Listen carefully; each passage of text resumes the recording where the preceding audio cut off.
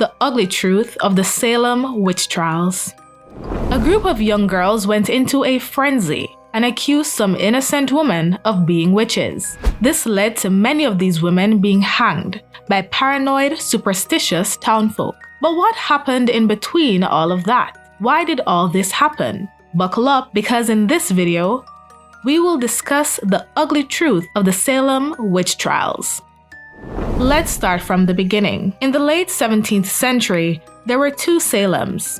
Salem Town was a bustling commerce port on Massachusetts Bay, and roughly 10 miles from it was a smaller and poorer Salem Village. Roughly 500 people used to live in Salem Village. The village had a very noticeable social divide, which was worsened by a rivalry between the two leading families of the village. These two families were the Porters and the Putnams. The Porters were a wealthy family who had good connections with the Salem town's merchants, while the Putnams wanted a better condition of self-governance for the village. Quarrels over properties were very common for these two families. The trouble started when the Putnams brought a new pastor from Boston. The name of the pastor was Samuel Parris. He brought his family with him and two slaves named John Indian and Tituba.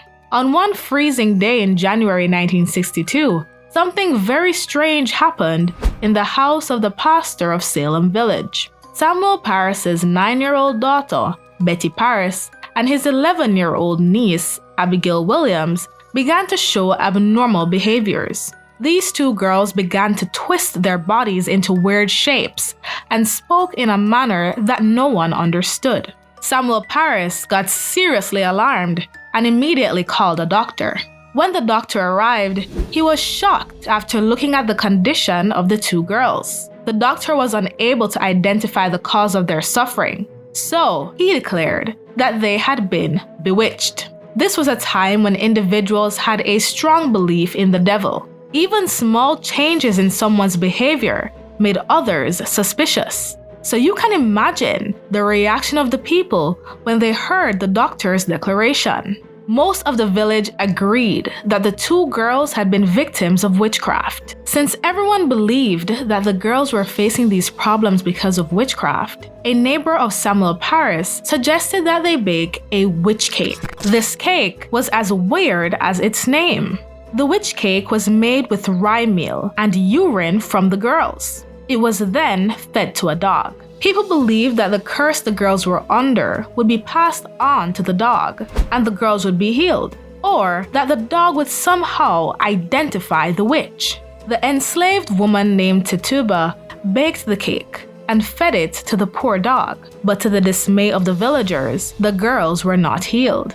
The only thing it did was outrage Parris, because he considered it a blasphemous act. Betty and Abigail were then pressured by Parris to identify their tormentor. So Betty and Abigail named 3 women: a beggar named Sarah Good, an elderly bedridden woman named Sarah Osborne, who by the way was scorned for her relationship with a servant, and Tituba, the slave who baked the cake. A point that should be noted here is that none of these women attended church regularly, and they were not well liked by the people of Salem. The 3 women were thrown into jail. On the 1st of March, 2 magistrates from Salem Town arrived in Salem Village to conduct a public inquiry. The 3 women protested their innocence in the beginning. However, after being continuously harassed by the authorities, Tituba confessed and told the magistrates what they wanted to hear. She said that she met the devil and made a contract with him. She described that she was called by a tall and dark man from Boston who asked Tituba to sign the book of the devil. She claimed that she saw the names of Sarah Good, Sarah Osborne, and several other names that she could not identify in the book. Tituba's confession claimed that there were more witches in the community, but the charges against her were lifted after her detailed confession. Reverend Parris sold her to another English settler to recover the jailing costs. What happened to Tituba after that is still unknown. Everyone in Salem Village was scared because they believed that witches were among them. Gradually, other young girls started experiencing fits. the number of men and women accused of witchcraft also rose rapidly. By this time, the accused also started to identify others as witches. Very soon, the list of accused included many names of upstanding people in the community. This included Rebecca Nurse, who was a mature woman of some prominence in Salem. As time passed, there were a lot of accused who were the enemies of the Putnams, and there were dozens of cases in which the accusers were the Putnams. If you're enjoying this dark story of how people started to punish others without any concrete proof, then be sure to subscribe and turn on your post notifications to be updated on our latest videos. After several informal hearings and arrests, the governor of Massachusetts Bay Colony ordered an assembly. In this court, the accused were forced to defend themselves from accusations without any aid from counsel. Most of the accusations were based on spectral evidence. Spectral evidence simply means a witness testimony. Therefore, a person was arrested even if a single man or woman claimed that they saw the accused attacking other people. The accusations themselves would have made sense to some extent if someone saw the accused actually committing a crime. But here's the twist. The evidence was accepted even if the accused appeared in a dream of a witness, while the physical body was somewhere else at the time.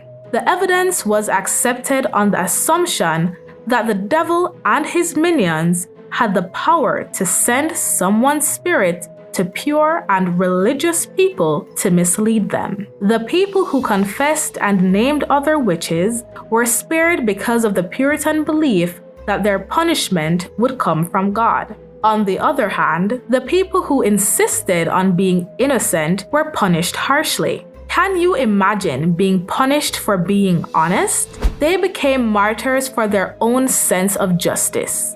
Most of the people who witnessed everything unfolding remained silent because they feared that they would be punished for raising their voice, or that they would be accused of witchcraft themselves. On June 10, 1692, Bridget Bishop became the first person to be hanged on what came to be known as Gallows Hill in Salem Village. This was only the start, and soon many persons were hanged, including Sarah Good and Rebecca Nurse. A man named Giles Corey was also accused of witchcraft, and he refused to enter a plea. Hence, he was pressed beneath heavy stones for 3 days until he died.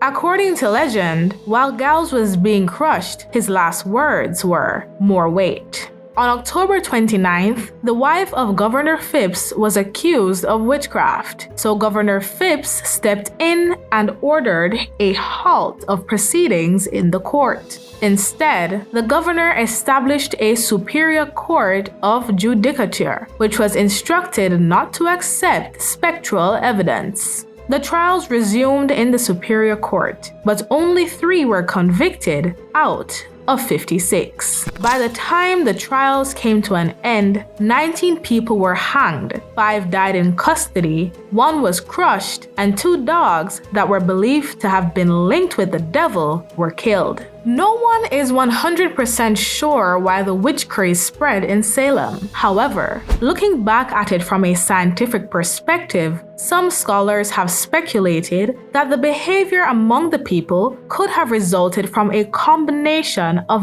various diseases. These include asthma, Lyme disease, epilepsy, and ergotism. Ergotism is a disease caused by eating a cereal made of rye that has been contaminated with a fungus called ergot. Ergotism causes fits, vomiting, choking, hallucinations, and the sensation that something is crawling on one's skin. The most frightening thing about the Salem Witch Trials is that it highlights the dark side of human nature. It reveals the ugly truth of how seemingly rational and moral people can be induced to commit wrongs in the name of religion. The state of Massachusetts has formally apologized to the people in 1957, but it was way too late as several innocent people were already dead. Do you think you would have survived the Salem Witch Trials? Let us know in the comment section. If you liked this video, then check out this video right here.